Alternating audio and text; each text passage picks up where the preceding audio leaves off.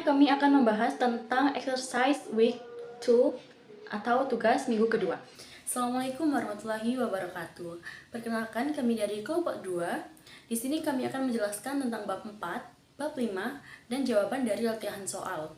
Yang pertama, kami ingin memperkenalkan diri. Kami beranggotakan Chelsea Mariana Wibisono dengan NPM akhir 052, lalu ada Asilatus Zuhra Rizkiki dengan NPM akhir 065, lalu Eli Novianti Lestari dengan NPM akhir 137, lalu saya Roshida Miskia Mariam dengan NPM akhir 162, lalu ada Rida Anora Kamala dengan NPM akhir 163, dan yang terakhir ada Aninda Feliansa dengan NPM 204. Yang pertama, kami akan membahas bab 4. Perkenalkan, nama saya Eli Novianti Lestari dengan 3 NPM akhir 137. Di sini saya akan menjelaskan mengenai kegunaan dan juga keterbatasan dari laporan laba rugi.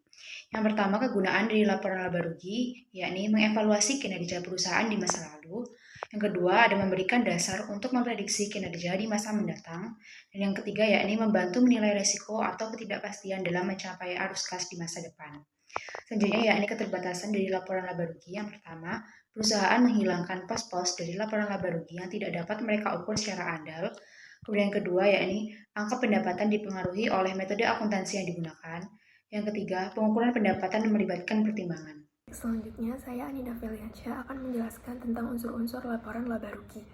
Jadi, laba bersih itu dihasilkan dari transaksi pendapatan, pengeluaran, keuntungan, dan kerugian. Laporan laba rugi merangkum transaksi-transaksi tersebut dengan pendekatan transaksi, yaitu berfokus pada aktivitas pendapatan selama periode tertentu. Menurut laporan ini, pendapatan dapat diklasifikasikan lebih lanjut berdasarkan pelanggan, lini produk, atau fungsi, kemudian berdasarkan operasi dan non-operasi, serta berdasarkan kelanjutan dan penghentian. Kemudian dua elemen utama dalam laporan laba rugi yaitu pendapatan atau income dan beban atau expense. Pendapatan sendiri adalah peningkatan aset atau penurunan kewajiban yang mengakibatkan peningkatan ekuitas selain yang berkaitan dengan kontribusi dari pemegang klaim ekuitas. Pendapatan ini mencakup penerimaan dan keuntungan. Penerimaan timbul dari aktivitas biasa suatu perusahaan dan memiliki banyak bentuk seperti penjualan, bunga, dividen, dan sewa. Keuntungan mewakili item lain yang memenuhi definisi pendapatan dan mungkin timbul atau tidak timbul dari aktivitas biasa suatu perusahaan yang meliputi penjualan aset jangka panjang dan keuntungan yang belum terrealisasi sekuritas. Kemudian untuk beban atau expense adalah penurunan aset atau peningkatan kewajiban yang mengakibatkan penurunan ekuitas selain yang berkaitan dengan distribusi pemegang klaim ekuitas. Beban sendiri mencakup pengeluaran dan kerugian. Pengeluaran umumnya timbul dari aktivitas biasa suatu perusahaan dan memiliki banyak bentuk, seperti HPP, penyusutan, sewa, gaji, dan pajak. Untuk kerugian, mewakili item lain yang memenuhi definisi pengeluaran dan mungkin timbul atau tidak timbul dari aktivitas biasa suatu perusahaan, yang meliputi restrukturisasi, penjualan aset, dan kerugian belum terrealisasi. Komponen menengah laporan laba rugi. Komponen menengah dalam laporan laba rugi memberikan informasi tambahan yang lebih rinci dibandingkan laporan laba rugi sederhana. Komponen ini membantu pengguna dalam menganalisis kinerja operasional perusahaan, membandingkan hasil atau periode, dan menilai efisiensi kegiatan usaha. Dan komponen menengah umumnya mencakup biaya penjualan atau pendapatan, bagian harga pokok penjualan, laba kotor, biaya penjualan, biaya administrasi atau umum, pendapatan dan pengeluaran lainnya, pendapatan dari operasi, biaya pembiayaan, pajak pendapatan, pendapatan dari operasi berkelanjutan, operasi yang dihentikan, pendapatan bersih, kepentingan non-pengendali, dan laba bersaham. Selanjutnya ada pun format laporan laba rugi. Terdapat pada contoh perusahaan Bokhong laporan laba rugi. Laporan laba rugi di sini mencakup tentang penjualan, kemudian harga pokok penjualan, laba kotor, kemudian ada biaya penjualan, biaya administrasi, dan pendapatan dan pengeluaran lainnya, dan didapatkan laba bersih untuk tahun tersebut, dan juga terdapat pemegang saham, kepentingan dan pengendali, lalu didapatkan laba bersaham. Selanjutnya ada pun laporan laba rugi singkat. Dalam beberapa kasus, laporan laba rugi tidak dapat mengencikan semua pengeluaran yang diinginkan. Untuk mengatasi hal ini, perusahaan hanya memasukkan total komponen dalam laporan laba rugi dan menyusun jadwal pendukung untuk merinci total tersebut. Format ini memungkinkan laporan laba rugi disajikan secara ringkas hanya dalam beberapa baris pada satu lembar. Namun pengguna laporan yang ingin memahami seluruh data operasional, perusahaan perlu memperhatikan jadwal pendukung yang dirujuk silang dalam catatan laporan keuangan. Adapun laporan laba rugi untuk perusahaan Fokhong untuk tahun 2022 dan ada contoh jadwal pendukungnya. Perkenalkan, saya Asilatu Zuhroris Kiki dengan NPM akhir 065. Oke, selanjutnya saya akan membahas tentang pelaporan berbagai item pendapatan. Untuk yang pertama, struktur utama laporan laba rugi. Struktur utama laporan laba rugi itu bertingkat dari atas ke bawah. Yang pertama ada laba kotor, yaitu penjualan bersih dikurangi dengan harga pokok penjualan. Kemudian pendapatan dari operasi adalah laba kotor dikurangi dengan biaya penjualan, biaya administrasi, plus pendapatan atau beban lain-lain. Kemudian pendapatan sebelum pajak, yaitu pendapatan operasi dikurangi biaya pembiayaan seperti bunga. Kemudian ada laba bersih, yaitu hasil akhir setelah dikurangi pajak. Kemudian ada EPS atau laba bersaham. Laba bersih dikurangi dividen saham preferen, lalu dibagi rata-rata jumlah saham biasa yang beredar. Untuk selanjutnya ada klasifikasi biaya. Klasifikasi biaya ada dua metode yang bisa dipakai oleh suatu perusahaan. Metode pertama yaitu metode sifat pengeluaran. Metode ini lebih sederhana karena tidak memakai alokasi. Biaya dikelompokkan berdasarkan jenisnya, misalnya gaji, iklan, dan penyusutan. Kemudian yang kedua ada metode fungsi pengeluaran. Metode ini lebih relevan buat analisis, tetapi harus melakukan alokasi biaya terlebih dahulu. Biaya dikelompokkan berdasarkan fungsinya, misalnya seperti HPP, biaya penjualan, dan biaya administrasi. Kemudian yang terakhir ada keuntungan dan kerugian. Contohnya seperti penurunan nilai aset, biaya restrukturisasi, pelepasan aset, atau penyelesaian sengketa. Menurut IFRS, item-item ini tetap harus dilaporkan dalam laporan laba rugi. Biasanya disajikan di kelompok pendapatan dan pengeluaran lainnya, biar terpisah dari operasi normal perusahaan. Selanjutnya, saya akan menjelaskan pelaporan berbagai item pendapatan yang selanjutnya. Untuk yang pertama, ada operasi yang dihentikan. Operasi yang dihentikan ini adalah komponen bisnis yang sudah dilepas atau sedang dijual oleh suatu perusahaan. Contohnya Unilever yang punya banyak lini bisnis. Untuk aturan pelaporannya, dilaporkan secara terpisah dari operasi biasa. Kemudian disajikan setelah dikurangi oleh pajak, wajib menyantumkan informasi per saham. Kemudian ada alokasi pajak antar periode. Pajak penghasilan harus dialokasikan sesuai komponen labanya. Jadi, pajak untuk operasi berkelanjutan dihitung terpisah. Kemudian pajak untuk operasi yang dihentikan juga dihitung terpisah. Contoh ilustrasinya ada pada laporan keuangan Skindle AG. Kemudian ada kepentingan non-pengendali. Kepentingan non-pengendali ini di laporan konsolidasi laba bersih itu dialokasikan ke dua pihak. Yang pertama ada pemegang saham pengendali dan yang kedua ada kepentingan non-pengendali. Penting diketahui bahwa alokasi ke non-pengendali ini bukan termasuk beban, tetapi bagian laba yang menjadi hak mereka. Selanjutnya kita akan membahas perubahan dan kesalahan akuntansi. Yang pertama ada perubahan dalam prinsip akuntansi. Perubahan dalam prinsip akuntansi terjadi ketika perusahaan mengadopsi prinsip akuntansi yang berbeda dari yang sebelumnya digunakan. Perubahan ini biasanya terjadi karena adanya kondisi atau pertimbangan baru yang membuat prinsip yang baru dianggap lebih baik dan lebih relevan dibandingkan dengan prinsip yang lama. Contohnya adalah perubahan metode penilaian persediaan dari FIFO ke metode rata-rata tertimbang. Namun, perusahaan tidak boleh sembarangan mengubah prinsip. Perusahaan harus dapat menunjukkan bahwa prinsip yang baru lebih baik daripada prinsip sebelumnya. Dalam pelaporannya, perubahan prinsip akuntansi menggunakan pendekatan retrospektif. Artinya, laporan keuangan tahun-tahun sebelumnya disusun kembali berdasarkan prinsip yang baru, agar tetap konsisten dan dapat dibandingkan. Dampak kumulatif dari perubahan tersebut dicatat sebagai penyesuaian terhadap saldo laba ditahan awal periode. Yang kedua ada perubahan dalam estimasi akuntansi. Perubahan estimasi akuntansi terjadi karena adanya informasi baru, pengalaman tambahan, atau perubahan kondisi yang memengaruhi taksiran sebelumnya. Contohnya adalah perubahan estimasi piutang tak tertagih, perubahan masa manfaat aset tetap, atau perubahan estimasi biaya garansi. Karena estimasi pada dasarnya tidak bersifat pasti, maka perubahan estimasi bukan merupakan sebuah kesalahan. Dalam pelaporannya, perubahan estimasi dicatat secara prospektif, artinya dampaknya hanya mempengaruhi periode saat ini atau periode saat perubahan dilakukan dan periode mendatang jika relevan. Nah, perusahaan tidak perlu menyusun kembali laporan keuangan tahun sebelumnya karena perubahan ini dianggap sebagai bagian normal dari proses akuntansi. Yang terakhir ada koreksi kesalahan. Nah, kesalahan dapat terjadi karena kesalahan matematika, kesalahan penerapan prinsip akuntansi, atau kelalaian dalam menggunakan fakta yang ada saat laporan keuangan disusun. Contohnya adalah salah mencatat pendapatan, salah menghitung persediaan, atau salah mencatat piutang. Koreksi kesalahan diperlakukan sebagai penyesuaian periode sebelumnya, artinya perusahaan harus mencatat dampaknya sebagai penyesuaian terhadap saldo laba ditahan awal periode ketika kesalahan ditemukan.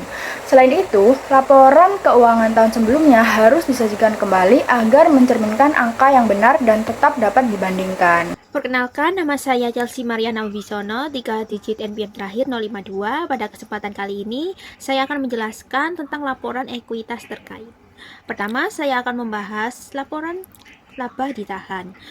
Laba ditahan adalah bagian dari laba bersih perusahaan yang tidak dibagikan sebagai dividen kepada pemilik, tetapi disimpan untuk kebutuhan perusahaan di masa depan. Beberapa hal yang mempengaruhi laba ditahan yaitu ada laba bersih yang akan menambah laba ditahan, kemudian ada rugi bersih yang akan mengurangi laba ditahan, tetapi dividen tunai maupun dividen saham juga akan mengurangi laba ditahan. Selanjutnya mengenai pembatasan laba ditahan. Perusahaan terkadang membatasi sebagian laba ditahan karena adanya perjanjian kontrak, kebijakan direksi, atau kebutuhan tertentu. Oleh karena itu, laba ditahan dapat dibagi menjadi dua. Yang pertama, laba ditahan bebas atau tidak dibatasi. Yang kedua, laba ditahan yang dialokasikan atau dibatasi. Berikutnya ada laporan laba rugi komprehensi. Pendapatan komprehensi adalah seluruh perubahan ekuitas dalam satu periode, kecuali yang berasal dari transaksi dengan pemilik seperti setoran, modal, dan dividen. Laporan laba rugi komprehensi dapat disajikan dengan dua pendekatan. Yang pertama, pendekatan 1, di mana laba bersih ditampilkan sebagai subtotal dan total akhirnya adalah pendapatan komprehensi. Yang kedua, pendekatan 2, yaitu laporan laba rugi disajikan terpisah kemudian dilanjutkan dengan laporan pendapatan komprehensi. Jadi kesimpulannya pendekatan 1 semua digabung menjadi satu laporan, sedangkan pendekatan 2 dipisah antara laba rugi dan laba rugi komprehensi. Selain laporan laba rugi komprehensi, perusahaan juga diharuskan untuk menyajikan laporan perusahaan ekuitas. Laporan ini menjelaskan perubahan setiap komponen ekuitas selama satu periode. Komponen ekuitas biasanya terdiri dari modal saham, laba ditahan, dan akumulasi pendapatan komprehensi lainnya. Dalam laporan ini ditampilkan pendapatan komprehensi selama periode berjalan, kontribusi dari pemilik seperti penerbit saham, distribusi kepada pemilik seperti dividen, serta rekonsiliasi saldo awal dan saldo akhir setiap komponen ekuitas. Selanjutnya, saya akan menjelaskan mengenai laporan laba ditahan. Di sini menunjukkan perubahan saldo laba ditahan dari awal periode hingga akhir periode. Perubahan tersebut bisa terjadi karena laba bersih, dividen, serta koreksi atau penyesuaian periode sebelumnya. Laporan ini membantu mengetahui bagaimana perusahaan mengelola laba yang diperoleh. Seperti yang sudah saya jelaskan sebelumnya, kalau laporan laba rugi komprehensi disajikan dengan dua pendekatan. Pada slide ini dijelaskan pendekatan 1 menyajikan laba bersih dan pendapatan komprehensi lainnya dalam satu laporan yang sama. Sedangkan pendekatan 2 memisahkan laporan laba rugi dan laporan pendapatan komprehensi, tetapi tetap saling berurutan. Perbedaannya hanya pada format penyajian, bukan pada hasil akhirnya. Selanjutnya saya akan menjelaskan mengenai laporan perubahan ekuitas. Laporan perubahan ekuitas menjelaskan perubahan setiap komponen ekuitas selama satu periode. Di dalamnya ditampilkan saldo awal, laba bersih, dividen, pendapatan komprehensi lainnya, hingga saldo akhir. Laporan ini membantu kita memahami bagaimana ekuitas perusahaan bertambah atau berkurang selama periode tersebut. Selanjutnya, laporan posisi keuangan pada bagian ekuitas. Pada laporan posisi keuangan bagian ekuitas ditampilkan saldo akhir dari setiap komponen ekuitas seperti modal, saham, laba ditahan, dan akumulasi pendapatan komprehensi lainnya. Saldo ini merupakan hasil akhir dari laporan perubahan ekuitas. Baik, selanjutnya kami akan membahas pada bab 5. Pada chapter 5 ini saya akan menjelaskan laporan keuangan, yaitu laporan posisi keuangan dan laporan arus kas. Yang pertama ada laporan posisi keuangan atau neraca. Laporan posisi keuangan adalah laporan yang menyajikan informasi mengenai aset, kewajiban, dan ekuitas perusahaan pada satu tanggal tertentu. Laporan ini digunakan untuk menilai kondisi keuangan perusahaan seperti kemampuan membayar utang jangka panjang, pendek, atau likuiditas, kemampuan memenuhi kewajiban jangka panjang yaitu solvabilitas, serta fleksibilitas keuangan perusahaan secara keseluruhan.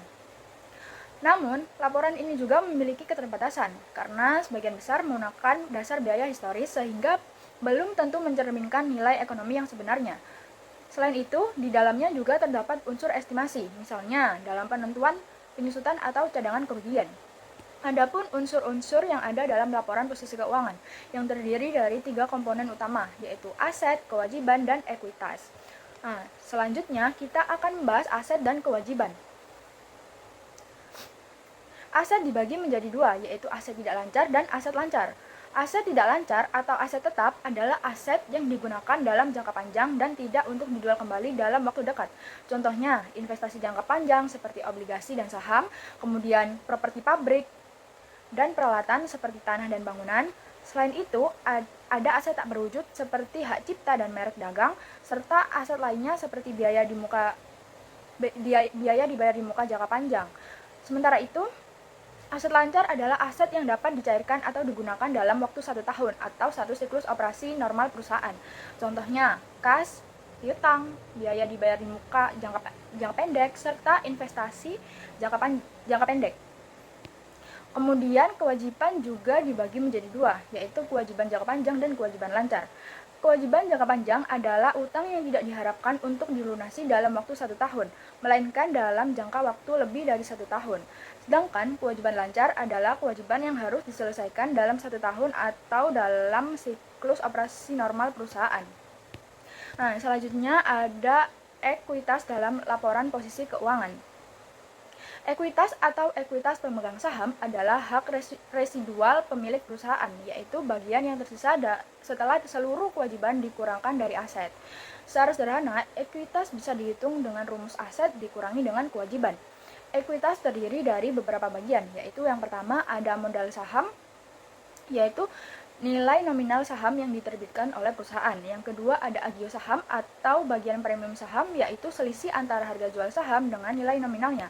Yang ketiga ada laba ditahan, yaitu laba perusahaan yang tidak dibagikan sebagai dividen. Yang keempat ada pendapatan komprehensif lain yang terakumulasi, yaitu keuntungan atau kerugian yang belum direalisasi. Yang kelima ada saham perbendaharaan, yaitu saham perusahaan yang dibeli kembali. Dan terakhir ada kepentingan non-pengendali, yaitu bagian ekuitas anak perusahaan yang tidak dimiliki oleh perusahaan induk. Ini saya akan menjelaskan tentang penyusunan laporan posisi keuangan. Tujuan penyusunan laporan posisi keuangan adalah untuk menunjukkan posisi aset, kewajiban, dan ekuitas perusahaan pada satu tanggal tertentu. Laporan ini disebut klasifikasi karena dipisahkan menjadi 3 bagian utama, yaitu aset, kewajiban, dan ekuitas. Aset dibagi menjadi aset lancar dan aset tidak lancar. Kewajiban dibagi menjadi kewajiban lancar dan kewajiban jangka panjang. Kemudian yang terakhir adalah ekuitas. Secara umum, laporan posisi keuangan dapat disajikan dalam 2 format, yaitu format akun dan format laporan. Pada format akun, aset disajikan di sisi kiri, sedangkan kewajiban dan ekuitas disajikan di sisi kanan, sehingga tampilannya berdampingan. Sedangkan pada format laporan, semua bagian disusun ke bawah dalam satu halaman yang sama, dimulai dari aset, kemudian diikuti ekuitas dan kewajiban. Yang selanjutnya yakni saya akan menjelaskan mengenai laporan arus kas. Tujuan dari laporan arus kas yakni untuk memberikan informasi yang relevan mengenai penerimaan kas dan pembayaran kas suatu perusahaan selama suatu periode. Untuk mencapai tujuan ini, laporan arus kas harus melaporkan hal-hal berikut, yakni yang pertama ada dampak kas dari operasi selama suatu periode, yang kedua investasi transaksi, yang ketiga transaksi pembiayaan, keempat peningkatan atau penurunan bersih kas selama periode tersebut. Kemudian ada pun isi dari laporan arus kas, yakni yang pertama terdiri dari aktivitas operasional. Aktivitas operasional ini melibatkan dampak kas dari transaksi yang masuk ke dalam penentuan laba bersih. Kemudian yang kedua yakni dari aktivitas investasi, termasuk memberikan dan menagih pinjaman serta memperoleh dan menjual investasi, baik utang maupun ekuitas, properti, pabrik, dan peralatan. Kemudian yang terakhir yakni dari aktivitas pembiayaan, yang melibatkan kewajiban dan ekuitas. Selanjutnya, adapun format dari laporan arus kas, yakni arus kas dari aktivitas operasi, kemudian arus kas dari aktivitas investasi dan pendanaan ini dijumlahkan akan menghasilkan peningkatan atau penurunan bersih dalam kas. Selanjutnya dijumlahkan dengan kas pada awal tahun dan akan menghasilkan saldo kas pada akhir tahun. Untuk yang selanjutnya yakni ada arus kas masuk dan arus kas keluar. Arus kas masuk yang pertama dari kegiatan operasi yakni ketika penerimaan kas atau pendapatan melebihi pengeluaran kas. Kemudian yang kedua dari kegiatan investasi yakni berasal dari penjualan properti, pabrik, dan peralatan, kemudian penjualan surat utang atau surat berharga milik entitas lain, dan penagihan pinjaman kepada entitas lain. Yang ketiga dari kegiatan pembiayaan yakni seperti penerbitan surat berharga ekuitas, penerbitan utang, obligasi, atau surat utang. Kemudian arus kas keluar yakni yang pertama dari kegiatan operasi ketika pengeluaran tunai atau biaya melebihi penerimaan tunai. Yang kedua dari kegiatan investasi yakni seperti pembelian properti, pabrik, dan peralatan, kemudian pembelian surat berharga dari entitas lain, dan pinjaman kepada entitas lain. Yang ketiga yakni kegiatan pembiayaan seperti pembayaran dividen, penebusan hutang, pembelian kembali saham biasa. Selanjutnya yakni ada penyusunan laporan arus kas. Sumber informasi dari laporan arus kas ini yang pertama dari laporan posisi keuangan komparatif, kemudian laporan laba rugi saat ini, dan data transaksi terpilih. Selanjutnya ada menyusun laporan arus kas. Yang pertama yakni menentukan arus kas bersih yang dihasilkan atau digunakan oleh aktivitas operasi, investasi, dan pendanaan, kemudian menentukan perubahan, yakni peningkatan atau penurunan kas selama periode tersebut, dan yang terakhir yakni mencocokkan perubahan kas dengan saldo kas awal dan saldo kas akhir. Kemudian ada aktivitas non-tunai yang signifikan, yakni yang pertama seperti penerbitan saham biasa untuk membeli aset, yang kedua konversi obligasi menjadi saham biasa, dan yang ketiga yakni penerbitan utang untuk membeli aset, yang terakhir pertukaran aset jangka panjang. Selanjutnya, saya Nida Feliancia akan menjelaskan tentang kegunaan laporan arus kas. Jadi, walaupun laba bersih mengukur keberhasilan jangka panjang, kas adalah sumber kehidupan perusahaan. Tanpa kas, perusahaan tidak akan dapat bertahan. Kreditur akan memeriksa laporan arus kas untuk memastikan kemampuan perusahaan dalam membayar kewajiban. Mereka fokus pada arus kas bersih dari aktivitas operasi. Jika jumlahnya tinggi, maka perusahaan mampu membayar tagihan tanpa meminjam. Sedangkan jika arus kas bersih jumlahnya rendah atau negatif, mungkin perlu meminjam atau menerbitkan saham. Perusahaan bisa gagal meskipun melaporkan laba bersih tinggi, karena perbedaan antara laba bersih dan arus kas operasi bisa besar. Peningkatan piutang atau persediaan dapat menyebabkan laba bersih positif tetapi arus kas operasi negatif. Kemudian ada likuiditas keuangan. Likuiditas dinilai dengan rasio cakupan utang kas saat ini yang menunjukkan kemampuan melunasi kewajiban jangka pendek dari hasil operasi. Adapun rumus untuk menghitungnya yaitu arus kas bersih yang dihasilkan dari aktivitas operasi dibagi dengan rata-rata kewajiban lancar akan menghasilkan rasio cakupan utang tunai saat ini. Cara membaca hasilnya, semakin tinggi rasio, yaitu mendekati 1 dibanding 1, maka akan semakin kecil kemungkinan perusahaan mengalami masalah likuiditas. Selanjutnya, fleksibilitas keuangan. Rasio cakupan utang kas menunjukkan kemampuan membayar kewajiban dari arus kas operasi tanpa melikuidasi aset operasional. Rumus menghitungnya yaitu arus kas bersih yang dihasilkan dari aktivitas operasi dibagi dengan rata-rata total kewajiban dan akan menghasilkan rasio cakupan utang tunai. Cara membaca hasilnya, semakin tinggi rasio, maka semakin kecil resiko kesulitan memenuhi kewajiban. Dan yang terakhir, arus kas bebas. Arus kas bebas adalah arus kas diskresioner yang dapat digunakan untuk membeli investasi tambahan, melunasi utang, membeli saham treasury, atau sekadar menambah likuiditasnya. Adapun rumus menghitungnya yaitu arus kas bersih yang dihasilkan dari aktivitas operasi dikurangi dengan modal pengeluaran, dikurangi dividen tunai, maka akan menghasilkan bebas arus kas. Semakin besar arus kas bebas, maka semakin besar juga fleksibilitas keuangan perusahaan. Ini ada teknik pengungkapan laporan keuangan. Perusahaan harus mengungkapkan dampak ketidakpastian terhadap kondisi keuangan, metode penilaian aset dan kewajiban, serta kontrak atau perjanjian. Pengungkapan harus dilakukan melalui yang pertama penjelasan dalam tanda kurung, yaitu memberi informasi tambahan secara langsung pada laporan posisi keuangan. Terdapat pada contoh di gambar sebelah kiri, yaitu ekuitas terhadap saham biasa, terdapat sejumlah uang, lalu diberi tanda yang belum dilunasi dalam tanda kurung. Lalu selanjutnya ada referensi silang dan kontra item, itu menunjukkan hubungan antara aset dan kewajiban, misalnya dana pelunasan obligasi, terdapat pada contoh sebelah kanan. Lalu, adapun pedoman lainnya dalam teknik pengungkapan laporan keuangan. Pedoman penyajian laporan keuangan terdapat pada IAS nomor 1. Yang pertama ada pengimbangan atau offsetting, yaitu aset dan kewajiban serta pendapatan dan beban harus dilaporkan terpisah. Kedua, ada pengimbangan tidak diperbolehkan kecuali diizinkan oleh standar tertentu. dan tujuannya agar transaksi dan peristiwa keuangan dapat dipahami secara transparan. Lalu yang kedua ada konsistensi, yaitu kebijakan akuntansi harus diterapkan secara konsisten antar periode. Metode yang sama digunakan untuk transaksi sejenis guna meningkatkan daya banding laporan keuangan. Lalu ada presentasi yang adil atau fair presentation, yaitu laporan harus menyajikan posisi keuangan, kinerja, dan aruskas secara wajar. Pengungkapan yang tepat sesuai kerangka konseptual menghasilkan laporan yang andal. Saya akan menjelaskan mengenai penyajian laporan keuangan lengkap dan catatan berdasarkan IFRS.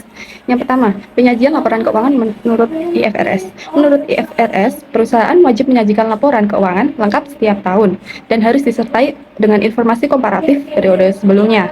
Yang artinya, laporan tahun berjalan harus bisa dibandingkan dengan tahun sebelumnya agar pengguna laporan dapat melihat perubahan, perkembangan, maupun penurunan kinerja perusahaan. Suatu set laporan keuangan lengkap terdiri dari yang pertama, laporan posisi keuangan yang menunjukkan aset, liabilitas, dan ekuitas pada tanggal tertentu. Yang kedua, laporan laba rugi komprehensif yang menunjukkan pendapatan dan beban selama satu periode. Yang ketiga, laporan perubahan ekuitas yang menjelaskan perubahan modal dan ekuitas pemilik. Kemudian, laporan arus kas yang menunjukkan arus masuk dan keluar kas.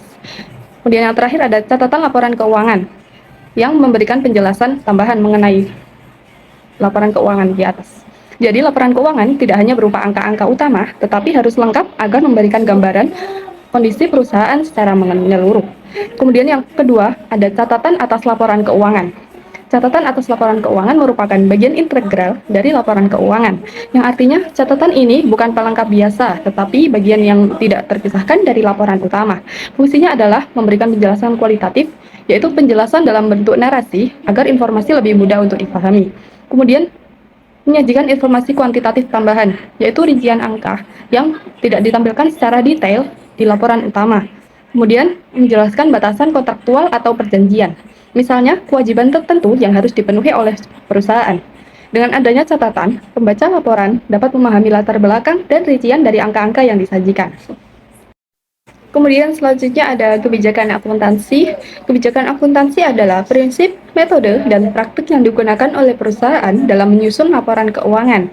IFRS mewajibkan pengungkapan kebijakan akuntansi yang penting karena yang pertama, terdapat alternatif metode yang bisa dipilih oleh perusahaan dalam pencatatan. Kemudian yang kedua, tanpa pengungkapan, laporan keuangan tidak dapat dibandingkan dengan perusahaan lain atau dengan periode sebelumnya. Contohnya, persediaan dapat menggunakan metode rata-rata atau FIFO, aset tak berwujud menggunakan amortisasi sesuai masa manfaatnya. Aset tetap menggunakan metode penyusutan tertentu. Kewajiban keuangan diatur sesuai IFRS 9 dan pengungkapan ini penting agar pengguna laporan mengetahui dasar perhitungan yang digunakan oleh perusahaan. Kemudian selanjutnya ada catatan tambahan dan pengungkapan spesifik. IFRS juga mensyaratkan adanya pengungkapan yang lebih rinci seperti aset tetap dipisahkan per kelas, misalnya tanah, bangunan, atau peralatan agar lebih jelas. Kemudian piutang dirinci dan dianalisis berdasarkan umur piutang untuk mengetahui risiko yang tidak tertagih. Persediaan diklasifikasikan sesuai jenisnya. Provisi dijelaskan per jenis agar terlihat kewajiban yang mungkin timbul di masa depan. Selain itu, perusahaan juga harus menyajikan analisis jatuh tempo piutang dan kewajiban, sehingga dapat diketahui kapan aset akan diterima atau kewajiban harus dibayar. Rekonsiliasi saldo aset atau kewajiban dari awal sampai akhir periode atau disebut roll forward untuk menunjukkan perubahan yang terjadi selama periode berjalan. Semua pengungkapan ini bertujuan agar laporan keuangan lebih transparan, jelas, dan dapat dipercaya. Yang selanjutnya yakni saya akan menjelaskan mengenai latihan soal E3.10 LO3. Yang pertama ada adjusting entries, adapun data untuk penyesuaiannya yakni yang pertama saldo asuransi prabayar adalah premi 1 tahun yang dibayarkan pada tanggal 1 Juni 2022. Sehingga perhitungan penyesuaiannya yakni dihitung beban selama 3 bulannya, di mana 4.500 dikali 3 dibagi 12, yakni sama dengan 1.125. Sehingga jurnal penyesuaiannya yakni dituliskan insurance expense pada prepaid insurance sejumlah 1.125 atau sejumlah yang asuransi yang sudah terpakai selama 3 bulan tersebut. Selanjutnya yang kedua ada penyesuaian supplies, yakni datanya perhitungan inventaris pada tanggal 31 Agustus menunjukkan persediaan senilai 650 yang tersedia. Sehingga perhitungannya ada saldo awal sejumlah 2.600 dikurangi dengan sisa perlengkapan atau supply on-hand-nya ini sebesar 650 sehingga menghasilkan yang surplus yang terpakai yakni 2.600 dikurangi 650 sama dengan 1.950. Sehingga penulisan jurnal penyesuaiannya yakni supplies expense pada supplies sejumlah 1.950 atau sejumlah yang terpakai. Kemudian yang ketiga ada penyesuaian depresiasi gedung dan equipment, yakni datanya tingkat penyusutan tahunan adalah gedungnya 4%, kemudian equipment-nya 10%, dan ada nilai residu yang diperkirakan sebesar 10% dari biaya. Sehingga perhitungan nilai residunya untuk yang gedung yang pertama, 10% dikali 120.000, yakni sama dengan 12.000 nilai residunya. Kemudian depresiasinya sejumlah 120.000 dikurangi dengan nilai residu, yakni 108.000. Kemudian 108.000 dikali dengan penyusutan tahunannya, yakni 4%, sama dengan 4.320 per tahun. Sedangkan periodenya hanya Juni, Juli, sampai Agustus. Sehingga 4.320 itu dikali dengan 3 dibagi 12 menghasilkan 1.080. Sehingga penulisan jurnal penyesuaiannya yakni depreciation expense building pada accumulated depreciation building sejumlah 1.080. Kemudian ada yang keempat yakni depresiasi equipment, di mana equipment-nya 16.000 dikali dengan nilai residu 10%, yakni 1.600. Kemudian depresiasinya 16.000 dikurangi dengan 1.600, yakni 14.400, dan dikali dengan penyusutan per tahunnya. 14.400 dikali dengan 10%, yakni 1.440 untuk penyusutan per tahun. Sedangkan hanya sampai Agustus, berarti 1.440 dikali dengan 3 bulan dibagi dengan 12, yakni 360. Sehingga penulisan jurnal penyesuaiannya yakni depreciation expense equipment pada accumulated depreciation expense sejumlah 360. Kemudian ada penyesuaian untuk unearned rent revenue, di mana diketahui datanya bahwa pendapatan sewa yang belum diterima yakni sebesar 3.800 dan harus diakui sebagai pendapatan sebelum tanggal 31 Agustus. Sehingga jurnal penyesuaiannya ada unearned rent revenue pada rent revenue sejumlah 3.800. Kemudian ada penyesuaian untuk gaji yang belum dibayar atau salaries unpaid, di mana diketahui bahwa gaji yang belum dibayar yakni sejumlah 375. Sehingga jurnal penyesuaiannya salaries and wage expense pada salaries and wage payable sejumlah gaji yang belum dibayar yakni 375. Kemudian ada penyesuaian untuk rent receivable, di mana ada pendapatan rental yang belum diterima yakni sejumlah 800, sehingga jurnalnya yakni rent receivable pada rent revenue sejumlah yang belum diterima tadi yakni 800. Kemudian ada penyesuaian untuk interest yakni mortgage interest, di mana perhitungannya yakni 50.000 dikali dengan 8% dikali dengan 3 dibagi 12, yakni sama dengan 1.000, sehingga jurnal penyesuaiannya yakni interest expense pada interest payable sejumlah 1.000. Yang selanjutnya yakni ada adjusted trial balance. Yang pertama ada kas, di mana kasnya ini tetap seperti yang di trial balance karena tidak ada penyesuaian sejumlah 19.600 di debit. Kemudian ada prepaid insurance, di mana ada penyesuaian di trial balance private insurance sejumlah 4.500 di debit, kemudian disesuaikan di kredit sejumlah 1.125, sehingga private insurance tinggal 3.375 di debit. Kemudian ada supplies, ada penyesuaian juga di trial balance. Supplies awalnya 2.600, kemudian disesuaikan di kredit sejumlah 1.950, sehingga supplies tinggal 650 di debit. Kemudian ada rent receivable, ini juga ada penyesuaian. Di trial balance awalnya di trial balance tidak ada rent receivable, kemudian memunculkan akun rent receivable karena ada penyesuaian, sehingga rent receivable pada debit sejumlah 800. Kemudian ada land, tidak ada penyesuaian, sejumlah 20.000 di debit. Kemudian ada buildings, tetap nilainya 120.000, tapi ada penambahan akun, yakni accumulated depreciation building sejumlah 1.080 di kredit. Kemudian equipment nambah 1.000, dan ada muncul akun baru karena ada depresiasi equipment tadi, sehingga akun accumulated depreciation equipment di kredit sejumlah 360. Kemudian ada accounts payable, tidak ada penyesuaian sehingga tetap 4.500 di kredit. Kemudian ada unearned rent revenue, ini ada sebelumnya tidak ada sejumlah di trial balance ada unearned rent revenue sejumlah 4.600. Kemudian ada penyesuaian di mana unearned rent revenue di debit sejumlah 3.800, sehingga 4.600 tadi dikurangi dengan 3.800, yakni tinggal 800 di sebelah kredit. Kemudian ada salaries and wage payable, ini juga ada penyesuaian. Di trial balance awalnya salaries and wage di trial balance tidak ada salaries and wage payable, sorry. Jadi karena ada penyesuaian tadi, ada muncul akun baru yakni salaries and wage payable sejumlah 375. Kemudian ada interest payable, ini muncul karena ada penyesuaian tadi, jadi interest payable sejumlah 1.000 di kredit. Kemudian ada mortgage payable, ini tidak ada penyesuaian, tetap 50.000 di kredit. Kemudian ada share capital ordinary, ini juga tidak ada penyesuaian, jadi tetap di sebelah kredit sejumlah 100.000. Kemudian retained earnings, ini tidak ada saldonya. Kemudian ada dividends, tetap di sebelah debit 5.000. Kemudian ada rent revenue, ini ada penyesuaian. Di trial balance, rent revenue sejumlah 86.200 di sebelah kredit, sehingga disesuaikan dengan rent revenue di sebelah kredit juga ada 800.000 di yang adjusting entries. Jadi yang adjusted trial balance, rent revenue sejumlah 90.800 di sebelah kredit. Kemudian ada salaries and wage expense, di mana di trial balance, salaries and wage expense ini di sebelah debit sejumlah 44.800, dan ada penyesuaian salaries and wage expense di sebelah debit sejumlah 375, sehingga dijumlahkan yakni sejumlah 45.175 di sebelah debit. Selanjutnya ada utilities expense, tidak ada penyesuaian sejumlah 9.200, maintenance expense 3.600, kemudian ada insurance expense. Ini di trial balance tidak ada, tapi karena ada penyesuaian jadi memunculkan akun insurance expense sejumlah 1.125 di debit.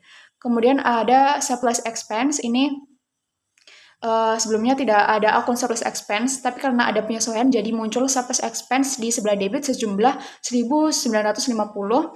Kemudian depreciation expense building, ini sebelumnya juga tidak ada karena ada penyesuaian depresiasi building tadi, jadi ada akun depresiasi expense building sejumlah 1.080 di sebelah debit. Kemudian ada depreciation expense equipment, ini juga muncul karena ada penyesuaian sejumlah 360 di sebelah debit. Kemudian ada interest expense, ini muncul karena ada penyesuaian sejumlah 1.000 di sebelah debit. Sehingga jumlah total keseluruhannya ada 248.915 baik di sebelah debit maupun di sebelah kredit. Selanjutnya saya akan memaparkan jawaban dari kelompok kami untuk soal P3.4 LO2 3 dan 4 dan 5 tentang financing statement, adjusting and closing entries. Jadi soalnya itu ada trial balance bulan November tahun 2022 dan juga ada data penyesuaian, dan kita disuruh membuat jurnal penyesuaian, neraca saldo setelah penyesuaian, laporan keuangan, lalu jurnal penutup, dan juga neraca saldo setelah penutupan. Langsung saja saya akan menjelaskan tentang data yang penyesuaian tadi. Yang A menyebutkan bahwa suplist di tangan ada 1.500, sedangkan di trial balance-nya suplistnya masih ada 5.500, sehingga untuk penjurnalannya suplist expense di debit dan juga suplistnya di kredit dengan jumlah 4.000. Dan 4.000 ini dari 5.500 yang ada di trial balance dikurangi dengan data penyesuaiannya yang ada di tangan suplist kita hanya 1.500, jadi 5.500 dikurangi dengan 1.500 menghasilkan 4.000. Selanjutnya yang B disebutkan bahwa ada depresiasi equipment sebesar 15.000. Jadi jurnalnya ada depreciation equipment expense di debit dan juga accumulated depreciation equipment di kredit sebesar 15.000. Yang terakhir ada interest atau bunga sebesar 11.000 dari notes payable, sehingga jurnalnya seperti ini, yaitu interest expense di debit dan interest payable-nya di kredit. Totalnya yaitu 11.000. Setelah diposting ke buku besar, maka kita harus membuat adjusted real balance atau neraca saldo setelah penyesuaian. Nah, sebenarnya neraca saldo setelah penyesuaian ini jumlahnya masih sama seperti trial balance yang di awal, tapi ada beberapa akun yang berbeda, seperti Suplis tadi di trial balance jumlahnya 5.500, sedangkan di adjusted trial balance ini jumlahnya menjadi 1.500. Ada juga akun accumulated depreciation yang equipment, itu di trial balance tadi saldonya di kredit sebesar 24.000, setelah penyesuaian bertambah 15.000 menjadi 39.000. Ada juga akun baru seperti Suplis expense sebesar 4.000, depreciation equipment expense sebesar 15.000, interest expense 11.000, dan interest payable di kredit sebesar 11.000 juga. Saya akan melanjutkan tentang income statement pada bulan November 2022, yaitu yang pertama ada sales revenue sebesar 757.200, lalu dikurangi dengan sales return and allowance sebesar 4.200 yang menghasilkan net sales sebesar 753.000 euro, lalu dikurangi dengan cost of goods sold sebesar 495.400 yang menghasilkan gross profit atau laba rugi sebesar 257.600. Lalu terdapat beban operasional senilai 171.500 dan beban administratif sebesar 80.700 dan beban non operasional sebesar 11.000. Lalu total bebannya yaitu 263.200. Dan laba kotor dikurangi dengan total beban menjadi 5.000, yaitu laba bersihnya sebesar 5.600. Selanjutnya saya akan menjelaskan bagian detailed earning statement atau disebut dengan laporan perubahan laba ditahan. Laporan ini bertujuan untuk menunjukkan perubahan saldo laba ditahan selama satu periode. Pada kasus Bellamy Fashion Center, saldo laba ditahan awal sebesar 8.000 euro. Namun, perusahaan mengalami rugi bersih sebesar 5.600 euro. Karena perusahaan tersebut rugi, maka rugi tersebut akan mengurangi laba ditahan. Perhitungannya adalah 8.000 euro dikurangi dengan 5.600 euro, sehingga diperoleh saldo laba ditahan akhir sebesar 2.400 euro. Artinya, setelah menutup seluruh pendapatan dan beban, sisa keuntungan yang masih dimiliki perusahaan dan ditahan untuk periode berikutnya adalah sebesar 2.400 euro. Selanjutnya kita masuk ke balance sheet atau laporan posisi keuangan per 30 November 2022. Laporan ini menunjukkan posisi aset, liabilitas, dan ekuitas suatu perusahaan. Yang pertama tentang total aset. Aset lancar terdiri dari kas piutang, persediaan, dan perlengkapan dengan total akhir 108.900 euro. Aset tetap berupa peralatan sebesar 133.000 euro dikurangi dengan akumulasi penyusutan sebesar 39.000 euro sehingga nilai buku peralatan menjadi 94.000 euro. Jadi total seluruh aset adalah 108.900 euro ditambah dengan 94.000 euro sama dengan 202.900 euro. Kemudian total liabilitas. Liabilitas lancar sebesar 89.500 dan liabilitas jangka panjang sebesar 21.000 euro, sehingga total liabilitas adalah 110.500 euro. Kemudian total ekuitas.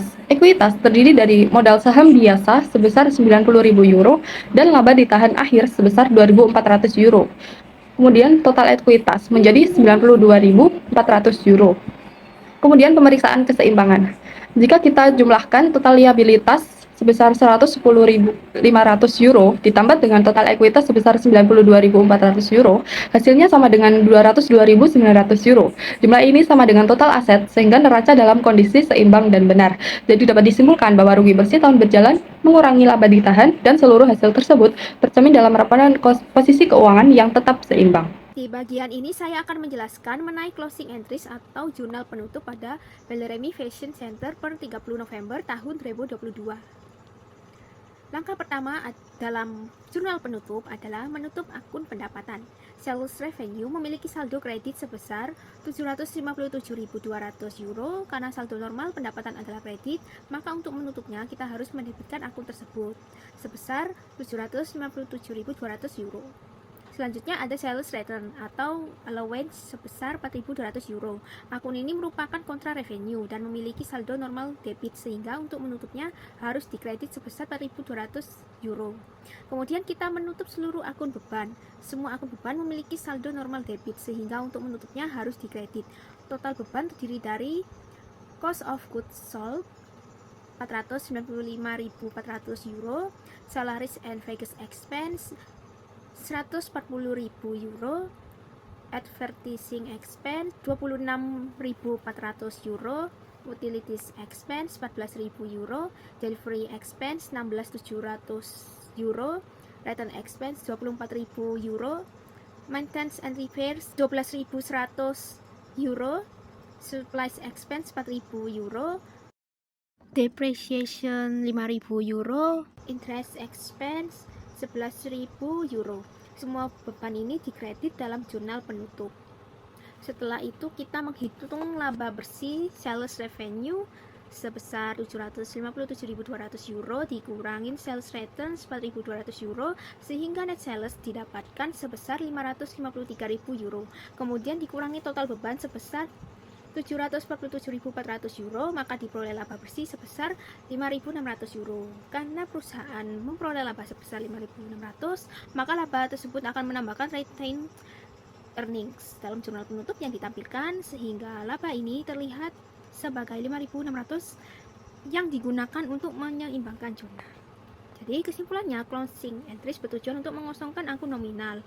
Laba bersih yang diperoleh sebesar 5.600 euro. Setelah jurnal penutup dilakukan, seluruh akun pendapatan dan beban memiliki saldo nol dan siap digunakan untuk periode berikutnya. Demikian penjelasan saya mengenai closing entries pada Bellamy Fashion Center. Selanjutnya, saya Anida Valencia akan menjelaskan jawaban tentang post closing. Jadi, post closing sendiri itu adalah laporan yang dibuat setelah menutup akun nominal seperti akun pendapatan dan beban, serta menyisakan akun real seperti akun aset, liabilitas, dan ekuitas. Untuk post closing dari Bellamy Fashion Center sendiri yaitu akun kas di debit sebesar 28.700 euro, akun receivable di debit 33.700 euro, inventory di debit 45.000 euro, supplies di debit 1.500 euro, dan equipment di debit 133.000 euro, sehingga total semuanya yaitu 241.900 euro. Kemudian, accumulated depreciation equipment dikredit sebesar 39.000 euro, notes payable dikredit sebesar 51.000 euro, account payable dikredit sebesar 48.500 euro, share capital ordinary dikredit sebesar 90.000 euro, retained earning dikredit sebesar 2.400 euro, dan interest payable dikredit sebesar 11.000 euro. Jadi, untuk keseluruhan totalnya yaitu 241.900 euro. Sehingga untuk debit dan kredit pada post closing ini balance.